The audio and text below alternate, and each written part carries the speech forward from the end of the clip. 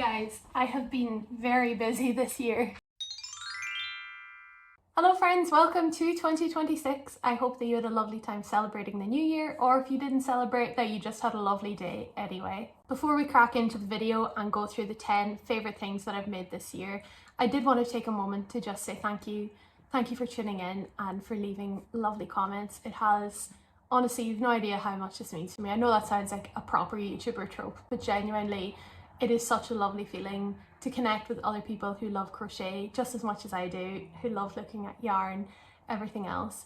I woke up on Tuesday morning and saw that we had hit our goal of 50 subscribers, and that carried me through the week. It has made me really, really happy that people are tuning in and that we are building this community. So I did just want to say thank you. First thing I want to show you is a Dragonfly sweater. This pattern is by Mars Makes, and this is my most worn piece, and it is my favourite piece. This was my first attempt at gap work crochet. I got a lot of wear out of this in the summer. I would just wear a tank top underneath it, or now in the winter I'll wear something long sleeved. But I made it with a 50% cotton, 50% polyester blend. More on that in a minute. The yarn that I used to make the Dragonfly sweater is Drops Cotton Light in Sage or colour 43. Now, I say this, I don't recommend this yarn for anybody. I really love working with cotton. I know it can be a little bit splitty and hard to work with, but it pains me to say it because the colour is so lovely and it's very affordable. This is the splittiest yarn I've ever come across. But now let me talk more about the pattern.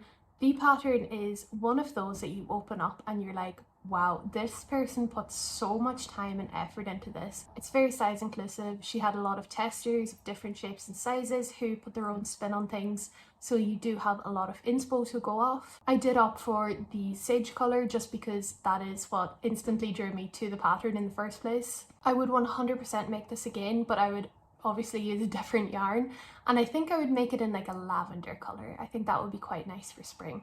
Can you guess what's coming up next? It is, of course, the Love Cats by Annie Caraway Art. Believe it or not, these are actually all the same pattern, but they use a different yarn and a different hook size, so you get bigger and smaller fellas. So Baby Kitten Cat was made using Yarnsmith Chenille Chunky and a 4.5mm hook, and Mommy and Daddy were both made using Bernat.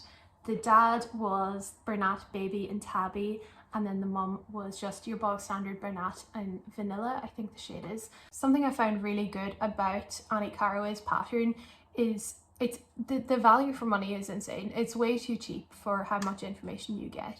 This is another pattern where she could double the price and I will still gladly pay it. She could triple it. There's so much information in there about personalising each cat. So she obviously has just your bog standard plain coloured fellas, but she has patterns for tuxedo cats as well, and I use that one a lot to kind of help me map out colour changes for my friends' cats, so I could then personalise their little kitties into crochet form. Alright, next, my first Hexi cardi. For this one I used Yarnsmith's Play Chunky.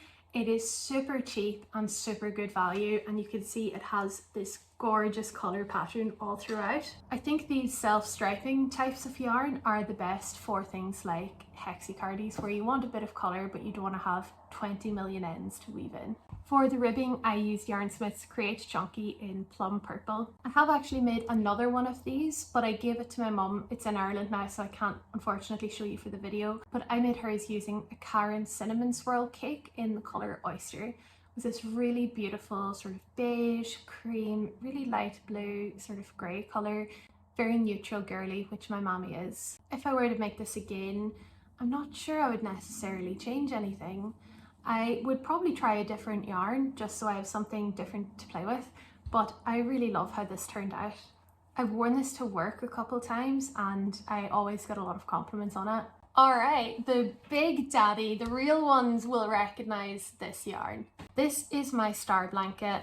The pattern is by Betty McKnit, and this was my first ever YouTube video. This took me about 7 days to complete. It took me a little while, but I'm so happy it's now in my life. It lives on my chair in the living room, and I always have it wrapped around me every night as I'm crocheting something else. If you haven't already made one, I highly recommend it. I'm also making a miniature version just now, for a friend's baby, so it's really good for that as well. You don't have to make it huge. Okay, the next one is not actually here with me. He's not even in the country, he's in Ireland. It is this lovely dairy cow pattern by Crochet by Jenna. I did take some videos off it when I made it during the summer. The yarn I used was paint box cotton in the Aran weight. It came together really fast, the pattern was fantastic, and he now lives on my mum and dad's windowsill in their kitchen, and he observes and watches over the place. Number 6 is also not in the room with me. It is now being enjoyed by its new owner, and it is a baby blanket. It is a Rainbow Ripple baby blanket by Celeste Young. I have actually made 2 of these. The first one was quite big for a newborn, but at least it'll grow with him. But it was quite cute because he was kind of like swimming in it and he was so small and the blanket was huge. So for the second one, when my cousin had a baby boy, I made it that bit smaller just so it would be easier and more practical to kind of have in the car for the car seat, that kind of thing. The yarn is Caron Simply Soft in white and soft blue. They come in these 170 gram skeins. I bought 2 of each, so 4 skeins total, and I had enough for 2 baby blankets and a tiny hat. Forgive my ends, but there is a third baby boy that has entered the chat. I'm in my early 30s, all my friends are having babies now, and it was enough to make this little hat. How stinking cute! The same baby who's getting this hat is also going to get the miniature star blanket, which I used a different yarn for, but I just think this is the loveliest yarn to use for babies. It's just so soft. Next up is the one that I call the Harry scarf because I made it for my fiance and his name's Harry. It is a moss stitch scarf using plain old acrylic DK. You can really use any yarn for this. It is just a simple moss stitch. I used a 4mm hook for it. My favourite acrylic DK to use is Hayfield Bonus and Stylecraft, but really anything will do. That's kind of the beauty of moss stitch. You can put any colours in there, any textures, and it will look absolutely beautiful. One of the first things that I actually made myself when I started to crochet was also a moss stitch scarf, and just looking at both of these, I feel like I can really see how far I've come. My tension is just that little bit better, and it's quite nice to be able to track your progress in that way. When I made this scarf, I was inspired by the colours used by a creator called By Bloom and Moon. At the time she didn't have a pattern, but she definitely does now, so I would say that's definitely worth picking up if you want to recreate something like this. And we're back in Jumperland. This is maybe the snuggliest one that I own. This is the Basic Stitch Jumper by Manatee Squares. It's a free crochet pattern on Hobie. The yarn that I used for this was the King Cole Cottage Spun Chunky in Victorian Gardens. It is this gorgeous lavender, pinky, purpley red. It is just really, really beautiful. And once I saw this yarn, I just had to get it. I didn't know what to make with it, but I think this pattern works perfectly for it. If you are a beginner wanting to attempt a jumper for the first time, I would highly recommend this. It is so beautiful, it works up really fast, and the pattern's written really, really well. Even if you're a more experienced crocheter, this is a really enjoyable project and it won't take you long at all. One thing to note that although this yarn is beautiful, it was a nightmare to frog. I made a mistake on one of the arms, and so I had to frog back a couple of rows, and it is that kind of very felty soft material, so do just beware if you are using this yarn, which I do highly recommend and would buy again. But if you think you're doing a project that you're going to have to rip stuff back and kind of figure out and play with, I would just beware on that.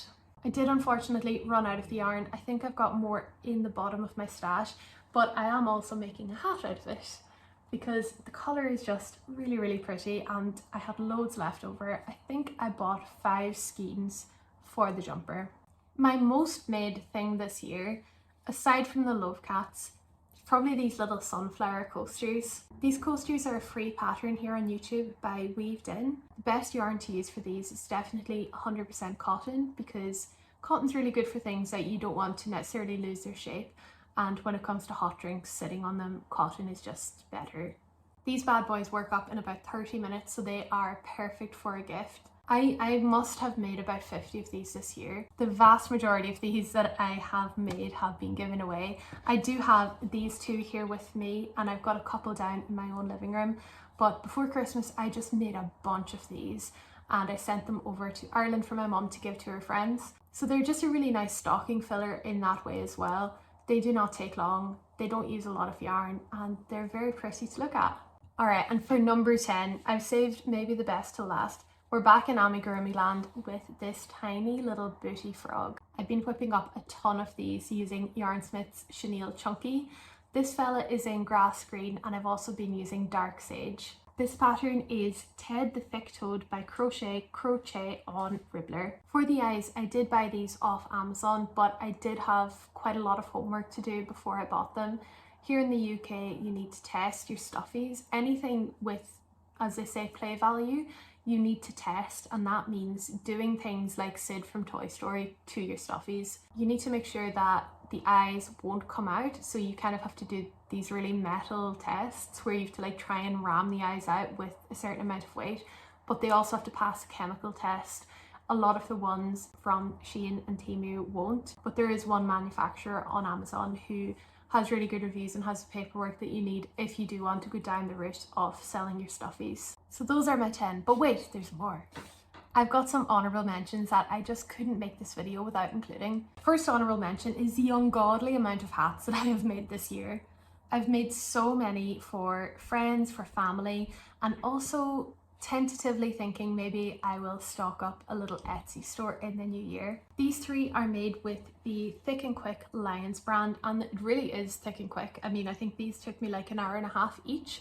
They're quite chunky, which is kind of what you want when it's cold outside, but again, work up super quick. Very, very happy with how they've turned out. I think this one might be my favourite colourway. And now the last honourable mention, I couldn't make this video without mentioning this piece. This is my first ever crochet project that I made around a year ago. This is a scarf that I made for my now fiance. For this I used the James C. Brett Marble Chunky in the shade Woodland. It is this really, really pretty bluey, greeny, purpley. It's very, very stunning. It's very simple. All it is double crochets. This piece taught me so much. Looking at it now with a kind of crocheter's eye, I can see, you know, my edges are a little bit funky, my tension's funky. I've got some missed stitches here and there, some new stitches that I've somehow made here and there as well. But it's not perfect, but I love it all the same, and I'm really proud of this. I think making a scarf is quite a big feat to make when you begin a new craft. And I would encourage you, if you don't crochet and you're just having a look at what other people are making, give it a go. And it won't be perfect, but like, who cares? It's handmade and it's meant to be fun. So that is all from me today and this year, even though I'm posting this in 2026.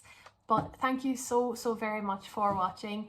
Please let me know, what is your favourite thing that you have made this year, and what is your first project for 2026? Again, just to reiterate from the start of the video, I can't say how much it means to me to be making this lovely community of yarnies here on YouTube.